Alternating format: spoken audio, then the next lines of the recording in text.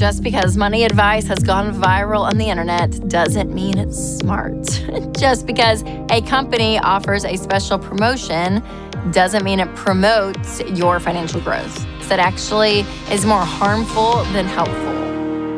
Welcome to this episode of the Rachel Cruze Show podcast. I'm so glad that you're here. So in this episode, we'll chat about 5 ancient wealth-building habits that still work today. Then I'll talk through 4 money gimmicks that will cost you and your family. But first, I want to talk about why millionaires aren't leaving their kids money when they die. Take a listen. So sometimes on this channel, we talk about food. We talk about grocery store savings, affordable meals.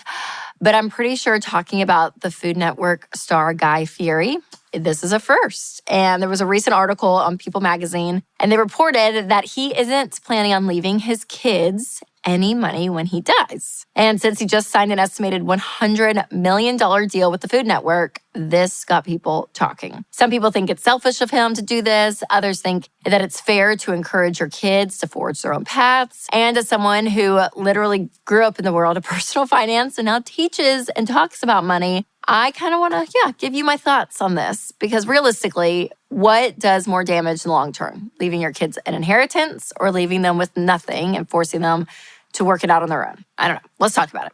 So first, let's hear Guy out, okay? Because when he's saying that he doesn't want to leave his kids money, why? Well, according to the article, he said, I've told them the same thing my dad told me. My dad says, when I die, you can expect that I'm going to die broke and you're going to have to pay for the funeral. So it sounds like he leans more on the tough side of love, if you know what I mean.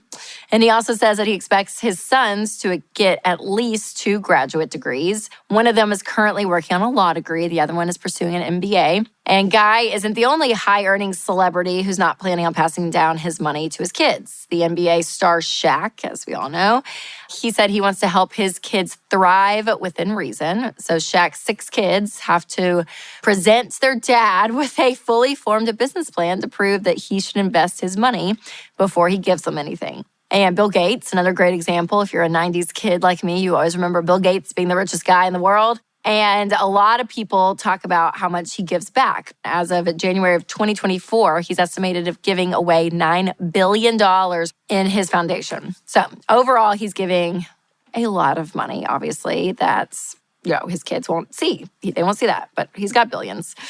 So some reports say that they're not going to give their kids anything, but the principle of the matter is the same. So clearly there are a lot of wealthy entrepreneurs out there who are standing firm and intentionally decide not to give their kids a free pass. What is the right answer? Well, here at Ramsey, we are a biblically based company. And so we do talk a lot about giving back and what that looks like to change your family tree. And in Proverbs 13:22, it says, a good man leaves an inheritance to his children's children. Now, of course, that verse can be more than just money in your bank account, right? I mean, I think leaving an inheritance of a spiritual walk, an inheritance of character, an inheritance of wisdom or compassion or discipline, like all of these things you want to pass down generationally. And this works in reverse too, that you get generational traits like selfishness or greed or laziness, right? And so you can see what am I teaching my kids and what are they learning as the norm in life? But at Ramsey, our primary motivation, again, is getting people to a place where they're debt-free, they have a say over their income, they're able to build wealth, and they're able to be extremely generous. Now, because usually, this is all about the behavior transformation. It's not always the dollar amount. So this idea that you live like no one else, you sacrifice, you get out of debt, you save up an emergency fund, so that way you can live and give like no one else. And having the margin in your budget to pay it forward and bless others with your money, it's just a really powerful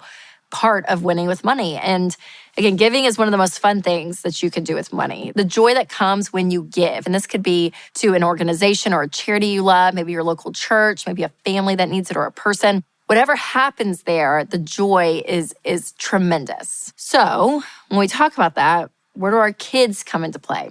Because if you don't know, I have 3 little ones, Amelia, Caroline, and Charles. They're 8, 6, and 4 right now, and they're still years away from going out into the world and handling money on their own. But we do want to set them up for success. And so when I look at what my parents have done financially, and, the character traits that they've passed on to us, the opportunities that we've been given. There's different things there that I think are really important and I think are such a gift if I, as the second generation, can steward those well. And I look at my kids and I'm like, oh man, one thing they will not have is seeing the sacrifice that their parents, me and Winston, went through. I mean, there's some sacrifice there, but like my parents filed bankruptcy, right? So like as a kid, like there was lots of sacrifice that I was experiencing. And my kids will never know that drastic of a change in their life. So the norm and the baseline that Winston and I have to set, we have to be really intentional with of like, hey, this is what life looks like. And we live on a budget. We live below our means. Like we do this plan that we talk about on the show all the time. And so letting the norm be the baseline of giving and saving and then spending, whatever it is, letting them learn that money comes from work and working and all of that, is huge. It is so, so huge. So when you think about the actual tactical side though of money being passed down generation to generation, personally, I don't see it as a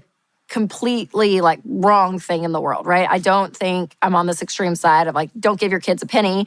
But I do think if you just provide every single thing for them, there's a part of their dignity that is never formed because they always have this level of a handout. So what can you do in a balance to say, hey, we want to help jumpstart our kids? And, and I know families now that they're not waiting to die to give their kids everything, right? Because if you do think about it, it is an interesting thought. There's a book called Die with Zero, but it's basically this idea that it's like, spend it all because what are we here for? Like, enjoy your money while you're here. Because if you just save it all, this person was saying in the book, and then you pass it to your kids, let's say you live till you're 85 and maybe your kids are 60, well, they've already established their whole life, right? At that point. So they don't always technically need that money. So then what are they going to do?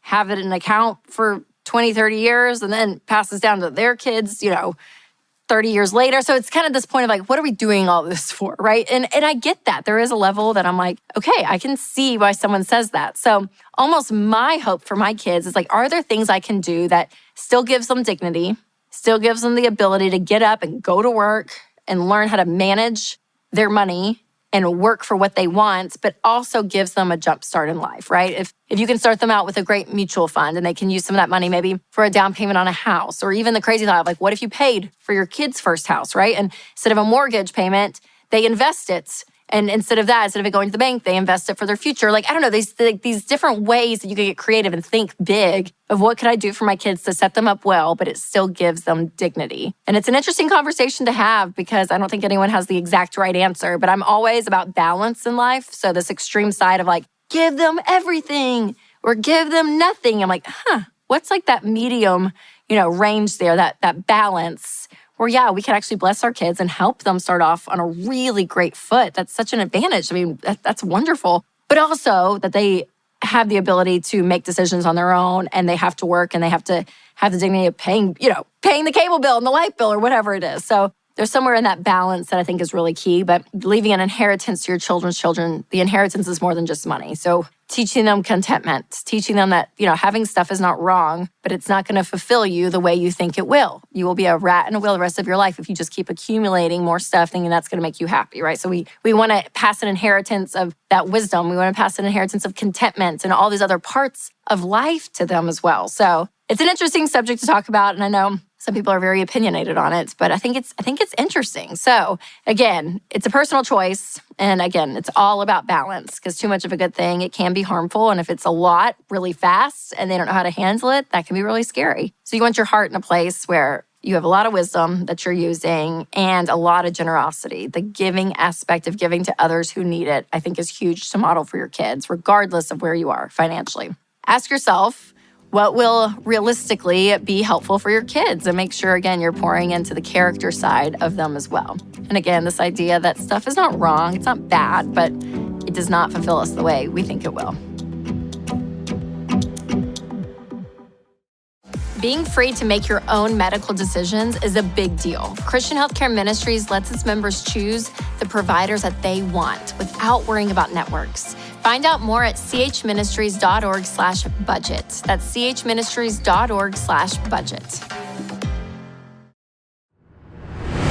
Okay, do you remember the Roman Empire trend from last year? Well, if you had not heard of it, it's really funny. It basically blew up the internet because women all across the country would ask the men in their lives how much they think about the Roman Empire on the regular, right? On a regular basis, how often they think about it. And I don't know about you, but I haven't thought about it since like the 9th grade. And it's always fascinating when, again, you bring back years, hundreds of years ago, thousands of years ago, up into today. And what a lot of women in their life found is that their men would think about it like 2 times a day or something. So it became this really funny trend. But again, going back to like the ancient times in life, there were things that they did that were a little cray-cray.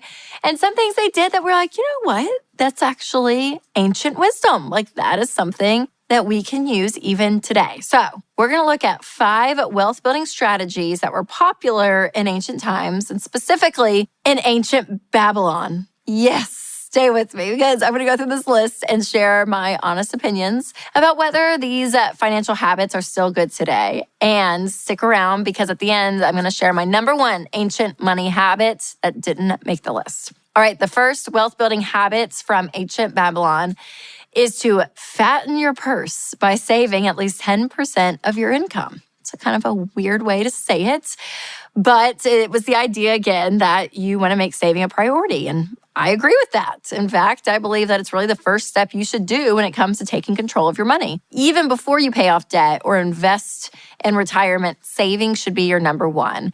But instead of a percentage, I would also just recommend shooting for a dollar amount. So a $1,000 emergency fund is where I would start. And again, that's not supposed to be your long-term savings plan, but it's a buffer that will get you through most emergencies while you're paying off debt. And then once you're out of debt, everything but the mortgage, then you can bump up that starter emergency fund to 3 to 6 months of expenses. Then if you want to set aside 10% for savings as a goal, then go for it. And hopefully as your income increases, so will your ability to save more and more. But saving can only go so far. So let's see what ancient habit number 2 has to say. The second ancient Babylonian habit is make thy gold multiply. I love this one. Sounds great. Sure, let my gold multiply.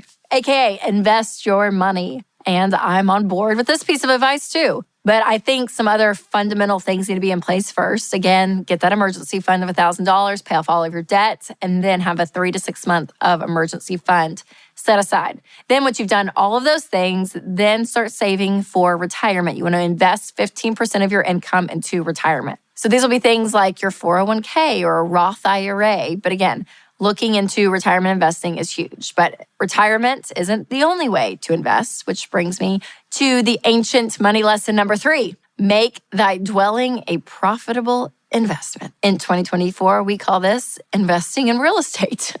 So I agree, investing in a home is a solid next step, but this also can be something that you do simultaneously while investing in retirement. So both of these investment strategies are a great way to build your net worth, a great way to get yourself in a position where you're building wealth. So again, investing in retirement, and if you have a house, you're paying it down, any extra money you have to be able to pay down your mortgage. Now, there are a few things that I do not recommend investing in, things like cryptocurrency, really fancy cars that you get a car payment for, designer clothes and shoes. Again, the idea that these are not investments, these are just purchases. If you do them with cash. But also when you think, okay, I could be just buying a bunch of crap, or I could let compound interest work. And it's an amazing thing when your home's value grows or compound interest in the market and it grows. It's a beautiful, beautiful thing. But having a ton of wealth means nothing if you ignore the next money habits. So the 4th ancient wealth building habit is to make thy chronicle a record of wealth. So to me, it's basically a fancy way of saying track your spending. So if you have been following me any amount of time, you know I agree with this because doing a budget is so key. No matter what stage of life you're in when it comes to wealth building, this is one of the things that you can do is to do a budget, but then intentionally track your expenses. But if you become a pro at creating margin in your spending, that progress ultimately has nowhere to go unless you build the 5th wealth building habit. Now, the 5th ancient wealth building habit says to ensure a future for thy family. And that means leaving a financial legacy for generations to come. And I also agree with this. You know, in Proverbs, in the Bible, it says a good man leaves an inheritance to his children's children. But I think this is such a beautiful financial goal that requires intentionality and it requires balance. So again, we want our kids, me and my husband, we want our kids to develop a life where they are content, they understand what hard work means, but overall setting them up for success by passing on a legacy of stability and generosity is a great motivation for building wealth. All of these ancient wealth building habits are great, but in my opinion, there's one that ancient Babylon completely overlooked. And my number one ancient money habit comes from scripture, and that's to practice generosity. So I know it might sound cheesy or even impractical to some people, but as I learn about building wealth and as I start to see what my money can do to impact not just my family, but also others, it is huge, you guys. Now, obviously, there's some order here. If you have debts or you don't have savings yet, or you're trying to pay rent, all of that, I get it. There's some stress points. But if you can give a little until you can give a lot, that starts to change your heart and starts to change your habits. And it's really transformative. And it definitely puts you in a beautiful place, a beautiful posture towards wealth building when you are a generous person. And again, it puts money in its rightful place by creating a healthy separation that it's not your complete identity. That is one of the true keys of building wealth. So to start implementing some of these ancient wealth building habits, go to everydollar.com and start your first budget. It is so helpful to track your spending and your progress in real time, you guys. So I don't know, the Romans, the Babylonians, there's some stuff we can learn, some helpful things here. So again, it's amazing. Thousands of years ago, we were like, okay, there's some things there that we can still remember and take today, right now, for you and your family. Hey guys, if you're debt-free with 3 to 6 months of expenses saved, then it's time to start investing. This is one of the most powerful tools for wealth building, so you need to be doing this. But I know it can feel overwhelming and confusing, and many of you have so many questions. Do you start with your kid's college fund or your nest egg? How much should you invest and where? These are all great questions, and having a solid investment plan that you're confident in will help you make the right decisions. That's why I want to tell you about a brand new 2-night virtual event with Dave Ramsey. It's called Investing Essentials. On May 21st and 22nd, Dave will be unpacking everything you need to know about investing and retirement, from 401ks and mutual funds to real estate. You can watch from anywhere and even submit questions for Dave to answer live. I want you to feel confident in your investing so that you can be confident in your future. Early bird tickets start at just $199. Get yours at ramseysolutions.com/invest-with-confidence. That's ramseysolutions.com/invest-with-confidence. All right, you guys, I've got some breaking news. Just because money advice has gone viral on the internet doesn't mean it's smart. Just because a company offers a special promotion doesn't mean it promotes your financial growth. Lately, I've seen a few videos that have become popular on social media with financial parenting advice that actually is more harmful than helpful. I've seen some promote credit cards specifically geared towards kids, and it's a little concerning. So here's how to avoid 4 money gimmicks that will end up costing you and your family. And if you know me, number 4 is a total plot twist for me, so stick around to the end. All right, first, let's kick it off in the toy aisle or the toy section of your Amazon app. Fisher-Price, a popular children's toy brand, is offering a special credit card that earns 1% cash back and 2% if you choose to deposit your earnings into a 529 account. For anyone that doesn't know, a 529 plan functions like a Roth IRA, except the funds are used for educational purposes instead of retirement. So that means you can withdraw your earnings tax-free when it's time to pay for college tuition or textbooks or other higher educational expenses. So I highly recommend a 529 plan because I think it's a really smart way to save for your kids' college. Now, I want you to do that after you've saved up an emergency fund, you've gotten out of debt, and you're funding 15% of your income into retirement. Then you want to start looking to pay for your kids' college. And again, I have no problem with a 529 plan itself, but when credit cards start creeping into the mix, that's where I get a little bit skeptical. And living with debt, it is a slippery slope that can lead to huge money problems. But apparently, people are going nuts for this new card promoted by a company that has nothing to do with personal finance. So it offers cash back at 1% to 2%. But you guys, even if you're pro debt or pro credit cards, that's really not much to get excited about. Because let's say you spent $250 or $3,000 a year, that means you're only walking away with $30 to $60 extra. No, we're not going to do that. So listen, don't buy into the myth. If you just buy more, you're going to save more. In this case, it's simply an effective move just to keep it simple, okay? So forcing yourself to live in the chaos and the crunch of like looking at numbers and then spend to get this little reward back for points or cash back, it's really not worth the risk. And research shows that you are way more likely to spend more with a credit card over a debit card or cash. So again, call me old-fashioned, but spending less and saving more is still a perfectly fine option. And when it comes to your kid's future, you'd rather be safe than sorry. The second viral gimmick has to do with potential of ruining your kid's financial future, and that is Gerber life insurance. So basically, it is whole life insurance for your baby, which is not necessary because actually whole life is never a wise choice, whether you're a baby or a grown-up. That's why we always recommend term life insurance. But it's only necessary when you have someone else dependent upon your income. That's when you need life insurance. So here's a quick look between the two. So whole life insurance, again, it's for your whole life.